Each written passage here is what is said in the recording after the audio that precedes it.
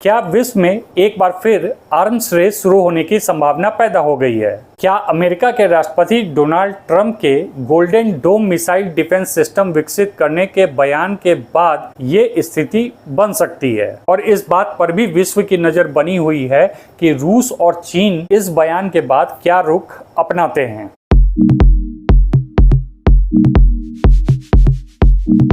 Friends, America के राष्ट्रपति Donald Trump golden डोम बनाने की योजना को लेकर चर्चा में हैं। उन्होंने अमेरिकी कांग्रेस की संयुक्त बैठक में देश को बैलिस्टिक मिसाइल के हमले से बचाने के लिए इजराइल की तरह iron dome missile defence system बनाने की बात कही है। इसी को उन्होंने गोल्डन डोम का नाम दिया है। डोनाल्ड ट्रंप ने जिस तरह के डिफेंस सिस्टम को विकसित करने की बात की है वह आयरन डोम से बेहतर तकनीक पर आधारित होगा। इस डिफेंस सिस्टम के अंतर्गत स्पेस बेस्ड इंफ्रारेड सिस्टम में अंतरिक्ष में चक्कर लगा रहे सैटेलाइट किसी भी दुश्मन देश से लॉन्च होने वाली मिसाइल को ट्रैक करके शुरुआती अलर्ट जारी करेंगे। इसमें मिसाइलों की जानकारी जमीन पर मौजूद रडार तक भेजी जाएगी। इसके बाद दूसरे चरण की कार्रवाई शुरू होगी और ground based mid course defence और बैलिस्टिक मिसाइल डिफेंस बीच मार्ग में हमलावर मिसाइल को पहचान करके मार गिराएंगे। कुल मिलाकर कहें तो गोल्डन डोम का उद्देश्य न सिर्फ जमीन और आकाश बल्कि अंतरिक्ष से भी होने वाले किसी भी प्रकार के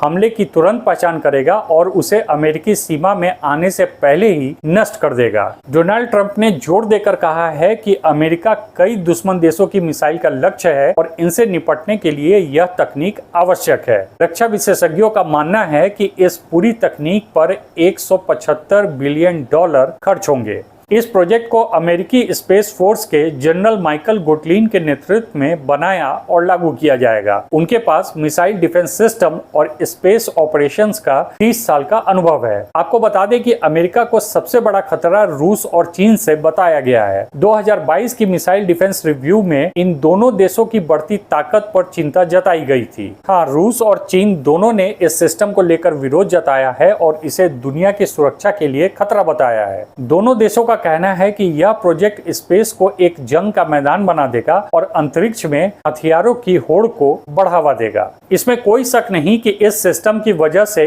अमेरिका और उसके विरोधी देशों के बीच तनाव और बढ़ सकता है, खासकर अगर इसे ऑफेंसिव हथियार के रूप में देखा गया। अमेरिका इस सिस्टम के जरिए अपनी सुरक्षा को मजबूत करना चाहता है, लेकिन इसे संतुलन में रखना जरूरी है ताकि वैश्विक स्थिरता भी बनी रहे।